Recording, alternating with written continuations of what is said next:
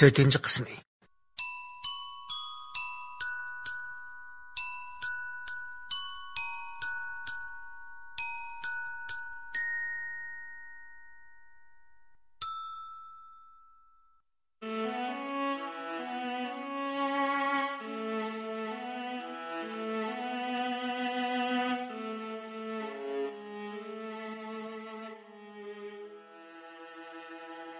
To'xolarning chilishi bilan yana bir go'zal sahar bizni kutib oldi. Yuz ko'zlarimni yuyib bo'lib qarsam, nevara hadam qo'shnisining yordamida tonurga non yiqayotgan ekan. Non yiqilib bo'lgandan keyin hadamning qo'shnisi aldirabla chiqib ketdi. Shuning bilan yangi pishgan nonda nashta qildik. Nashtadan keyin hadam yangi nonlardan bir nechini so'lyav xaltaga silib, savrini yuqlab keladiganligini, onun uyga bormag'iniga necha hafta bo'lib qolganligini aytdi. Shuning bilan menmo hadam bilan boray deganimda, hadam unimay o'zining yana savrining uylarini pokistozlab, qiyiqishtirib keladiganligini aytib turib oldi. Shuning bilan menmo bilib berib, yordamlashadiganligimni aytib, ching turib oldim. Nevra hadam uni bizning mahalladagi Gulshan shu degan edi. Әмді болса, оны Сәври деп атап атады. Bu zadi qandaq ishdi. Men har qancha o'ylabmi tegiga yetolmadim. Biz uning uyga kelganimizda u uyda yo'q turadi. Eshik sulanmagan bo'lib, qiya ochiq turadi. Hadam uni necha qitim chaqirib baqdi. Hech qanday sada bo'lmadi. Oxir bo'lmay, hadam biz tazlig'ash turayli debla meni uylarini ko'rib turishga buyurib, o'zi oshxona uyga kirib ketdi. Men uylarni bir-birlab ko'rib chiqdim. Bu uylar mening mo'ljarimdagidan xeyli yaxshi ko'rindi. Unchola koni bo'lmasimi, qarmoqqa tozlanmag'ili xeyli vaqt bo'lgandek ko'rinadi. Shu asnoda tuyuqsiz hadam chaqirib qoldi. "Inim, qaynisiz? Ma'u ustalni yo'tkishib bering, ha?" Mana keldim. Hadam oshxona uyning eng ichkirisiga qo'yib qo'yilgan bir ustalni deraza tarafga yutkisak yaxshi bo'ladiganligini aytdi. Ustalni yutkab bo'lib, to'ri tarafdagi uyni ko'rishga maqdim. Uyga kirib to'lim hayron qoldim. Bu uy Savri aram oldigan uydek qiladi. Chiroqni yondirdim. Uy nihoyat oddiy saramjonlashtirilgan. Milliy uslubda zinatlangan bo'lib, derazaga qizil parda tortilgan. Tamlarga har xil gullarning rasmlari chaplangan edi. Kaning bulung tarafida bir necha parcha kona gazet jurnal turadi. Eshik oldidagi ustalda kona bir lunqida chiroyli bir dasta gulma bor edi. Men hadamning yeniga chiqmoqchi bo'lib, uydan chiqib ketib o'tib, tuyuqsizla kaning to'riga aplik yig'ib qo'yilgan yotgan ko'rplarga qarab turib qoldim. Chunki yostiq ostidagi bir-biriga ko'rinib qolgan xotirdek bir narsa turadi. O zodi nimadi? Meningda tuyuqsizla o xotirni bir ko'rib biqish xiyoli tug'ildi. Xotirni yostiq ostidan sug'urib qaraganimda, u bir kona kundalik xotir ekan. Men ichimda balkim buni burungi chog'lardagi xotir bo'lsa kerak deb o'ylagan edim. Uni mundaqla varaqlab, tuyuqsizla xotiri ichidan tushgan bir necha parcha kona rasmga qarab hayron qoldim. Rasmdagisi dal kichik chog'larimda ko'rgan Hilqi Tohir Zuhralar edi. Men hadam yoki Savri kirib qolsa, boshqacha o'ylab qolmaslik uchun darhol rasmlarni xotir ichiga qistirib qo'yay deb, xotirni qo'limga olib, tuyuqsiz xotir ichidagi bir yozmaning eng tegiga xotirlab qo'yilgan vaqtni ko'rib cho'chib ketdim. Bu yozma texi necha kun burunli yozilgan edi. Yozmalar shuncha chiroyli, ko'ni yoziqda yozilgan bo'lib, meni texim hayron qoldirdi. Bu zodi qandaq ish? U sarang emasmidi? Nervisi ojiz odam mushuncha ta'sirlik ham chiroyli bir yozmani qandaqmi yoza oladigandu? Menda tuyuqsizla Savrining sarang ekanligiga gumonim tushib qilib, darhol yonfonim bilan xotiri ichidagi yozmalarni rasmga tortib oldim. Gerçi kishilarning shaxsiy xat-cheklarini ko'rish axloq va qonunga zid bo'lsa-mu, ammo bir nervisi ojiz ayolga yordam tegib qolar degan umidda rasmga tortib olgan edim. Chunki Navri Hadamning bayonlaridan Savrining ruhiy jihatdan haqiqatan yolg'iz va ojiz ekanligini, uningga cho'qim yordam qilishimiz kerakligini his qilib yetgan edim. Men xotirni o'z o'rniga qo'yib, Hadamning yeniga chiqishimga Savri sirtdan kirib keldi. U Hadamga boshlang'ich deb salom qildi. Men uningdan tinchlik so'raganimda, u mendan sal qo'rinib qoldimi, o'rinda turib qoldi. Bo'ldi, Sarvi, qo'rinma. Bu degan mening inim. Sana azar bermaydi, xotirjam bo'l. Hadam Savriga shundoq deyishiga, u sal asliga kelib boshlang'ich deb salom qildi. Ham darhol qandoqdir bir nimani esiga olgandek, o'chqandek hujra uyga yurdi. His qilishimcha, u o'zining hilqi qora xotirasidan bekrak ansirgan bo'lsa kerak. Bir ozdan keyin u uydan chiqdi. Ko'rdingizmi, inim? Turib uni sog'mikin debmi qolaman. Bechora qiz dard alam bilan sarang bo'lib qoldi. Savri qilchi gap qilmaydi. So'zlarimizga javoban ha deb boshlang'ich deb qo'yadi. Navr Hadam aytgandilla tayyorlik qilib, etib kelgan ko'rga ching'ida chigilgan tomoqni o'niga tangladi. Qara Sarvi, sana nima tomoq ilib keldim? Sen cho'chirga bek amroq-ku. Qarab turmay, kela issiqida yeb ol. Savri rahmat ifodasidan keyin Navr Hadamning yeniga kelib o'tirib, dasturxonga qo'yilgan cho'chirni ishtaha bilan yeyishga boshladi. Shu oraliqda Navr Hadam yana so'zlashga boshladi. Qara oshxonalaringni, uylaringni obda ratlab qo'ydik. Yana mau so'punni alg'ash keldim. Ha, desi sirtlarda yuriyvermay, kiyim kechaklaringni yuyib tur, ha? Necha kundalik qish kirdi. Shu qishlik kiyimlaringni o'stanga opirib yuyib ol. Savri har qatim Hadam so'zni oxirlashtirganda ma'qullik bildirib boshlang'ich tatdi. U tomoqni yeb bo'lgandan keyin biz muhimingizga tayyorlandik. Savri birdilla yosh agigan ko'zlarini bizdan qochirdi. Bo'ldi, yig'lama. Hech kim seni urmaydi. Seni ayblamaydi, Sarvi. Endi bo'ldi. Amisi biz ketdik. Ishni ichdan taqval. Bo'ldi, endi kirib ket. Biz ma'b ketdik. Yo'lda ketib etib, men keynimga qarasam, Savri bizga tiqchi qarab turadi. Men darhol oldimga qarab Hadam bilan yurib ketdim. Qosh qaraygan chaq.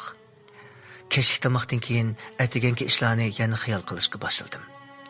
Kallamga tushgan turli gumonlarga faqat hilqi qora xotirdagi mazmunlarla javob berilishi mumkin. Men asta ichkirgi uyga kirib, yonpun ichidagi xotir mazmunlarni o'qib boqay degan xiyol bilan amdili mingishimga Almira erkeliginicha yana hikoya aytib berishimni talab qilib turib oldi. Men uni rad qilolmay, Hadamning topilgani bo'yicha kichkidan yaxshi turmush tarbiyasi olsin degan umid bilan boy dehqon bilan uning xudini degan hikoyani so'zlab bermoqchi bo'ldim. Amsa hikoyani boshladim assalim.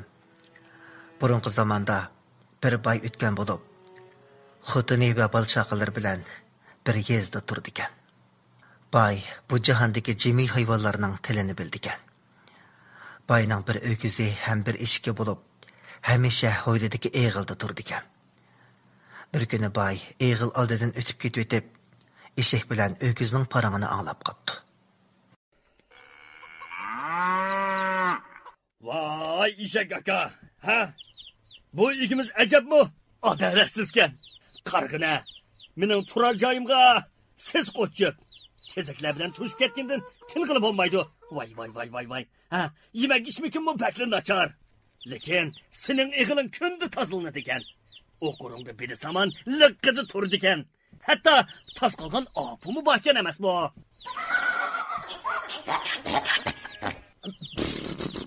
Ey öküzinem, bu gipin qamlashmadi. Men kun bo'yi egamni yudib, namina yuradigan tursam. Hay, eshak aka, ha? Bu nima deganing? Nemi bir emas-ku, ha? Kündü 30 kırdı koş eyleymen. Qaytib kelgicha halimdan ketken. Vay. Acep yapalık. Vay künmigine va. Hay, men bu gaplarni seni ishtorlik qilib deyotgan gap emas, Ishak aka, ha? Demakchi bo'g'inim, har ikkimiz ikimizning o'rtaq mollari bo'lgan ekan, ha? O'xshash ko'zi qarish kerak-da, ha? Bunda ketibasi og'rib tortib, o'lib ketam deman keyin tong. Voy jon. Bo'ldi enem. Ko'nglingni yerim qilma. Bu insonlarni go'llash oson. Aql degan biz hayvonlardimi bu? Men sana bir aql ko'rsatay, ha? Qanday aql, ha? Digina. Yaqinroq kela. Sen-chi, ata og'riq bo'lib yetib ol, ha? Turg'usimi yetib ol. Oldingmi? Ha? Buning unum bo'ladimi? Albatta unumi bo'ladi. Menmi o'z vaqtida etishi bo'lamdi, uy ishi bo'lamdi. Kun bo'yi qatirg'an. Her kuni kashkirgicha ballarim uzilib ketgidek yerib ketatdim. Yukim yengilmakdi yo'q. Kun bo'yi eg'irlabmadi. Oxiri og'riq bo'lib yetib oldim. Yulab turg'usimi yetib oldim. Eg'ilni tozildi. Yem bo'g'izlarimni yaxshildi. Qarabmi qo'ymadim. Oxiri egam meni etizishidan ozod qildi. Kunlarning o'tishi bilan mana sen ko'rgandek hozir ancha-muncha talatuzga egamni yudib yurgani qo'shmasam, yomon emas kun ko'ryapman. Bo'lmasa senmi men degandek qil. Ajab yaxshi bo'ldi. Rahmat Ishak aka. Men atili sen degandek qilay. Shundoq qilib boy bu so'zlarning hammasini to'liq anglabdi. Kechqurunliqi podachilar yem-xashak ilib kirsa, o'kis ozg'ini yapli yetyapti. Aytsi qo'shchilar o'kizni qo'shqa qetish uchun kirsa, o'kis o'rnidan qo'pmay yetyapti. Buning bilan ular bo'lgan ahvolni boyga ma'lum qildi. Buning bilan boy hilqi bola terg'uri eshakni o'kis o'rinda qo'shqa ketishga buyuribdi. Bir kun etizda qo'sh tartib herib majoli qolmagan eshak hosirg'inicha eg'ilga kirishiga o'kis eshakka rahmatini bildirib ichilibli ketibdi.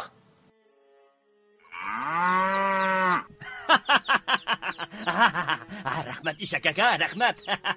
Bugun sen ko'rsatgan aql bilan butun bir kun yatib orom elib o'tkazdim.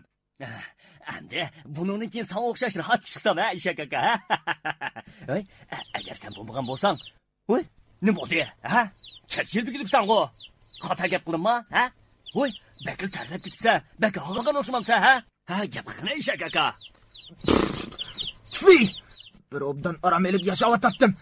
Sen nimaga yordam qilman deb o'zimga jabba saptiman, bilamsan? Bugun bir kun sening o'rningda qo'shay deb qardim chiqdim. Undaq emas-ku, ha, Ishak aka.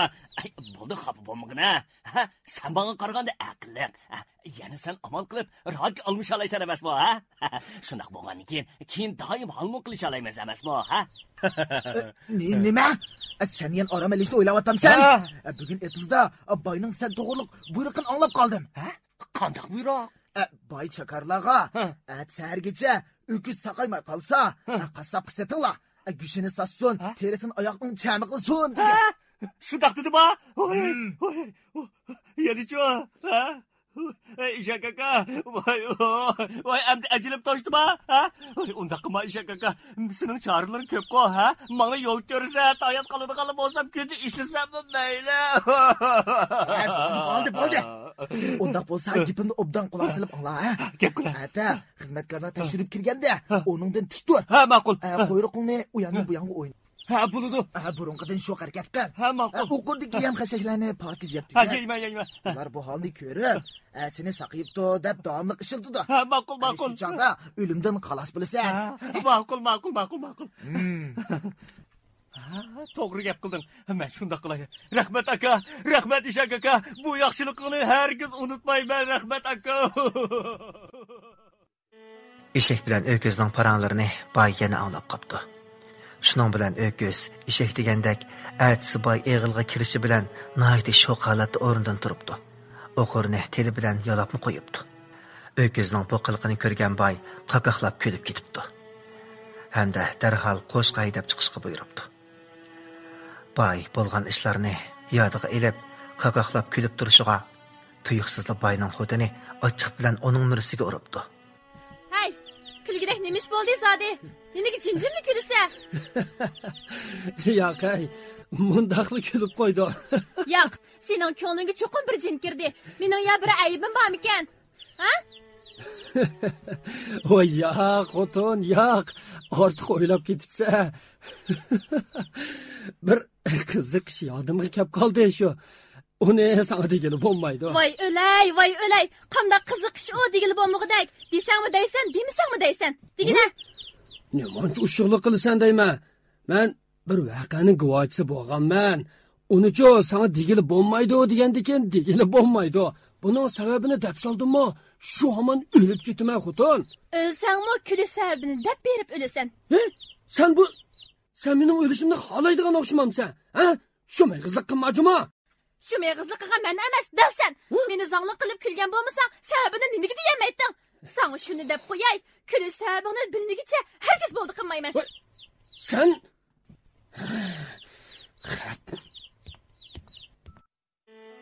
Shunda qilib, boyning xotini taturlik qilib, al-mahallini bishiq kiyibdi.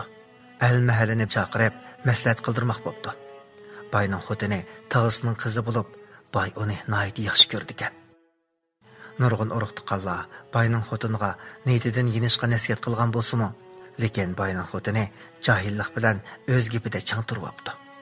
Shu kuni kechqurun boy hoyildan o'tib ketib, tuyuqsizla it bilan xo'rozning gapini anglab qopti.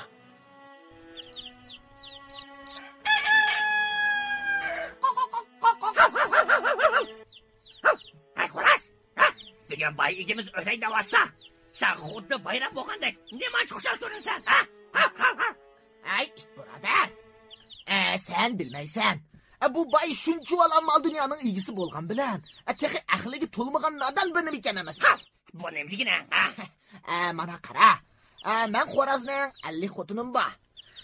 Birli vaqirsam, hammasi xizmatimga tayyor bo'ladi. Bu boy bir xotinim boshqara olmayotsa, agar men boyning o'rnida bo'lgan bo'lsam, bundoq tarsalik qilib, men o'lim tilgan ayolni talchiq bilan rasa salatdim. Ya o'latdi, ya ikkinchi mendan sir so'ramas bo'ladi. Xo'razning bu gaplarini anglagan boy, xo'razning gaplarini o'rinliq deb bilib, chiviq tayyorlab, eshikni mahkam taqab, jahillik qilgan hilqi xotinni rasadon bo'libdi. Xotin ana shundan keyin ikkinchilab eri bilan takalashmaydigan, jidallashmaydigan bo'ldi. Bo'ldi, hikoyam tugdi. Esingizda bo'lsin salim. Sizmo hamon oila qursiz. Navada sizmo ha degandek taturlik qilib, jidallashsangiz, ko'nglingiz qattiq og'rib qolmay, uyingizmo uy bo'lmay qoladi. Bo'ldi. Endi baldir yaxshiramanglar, ha? Xo'sh.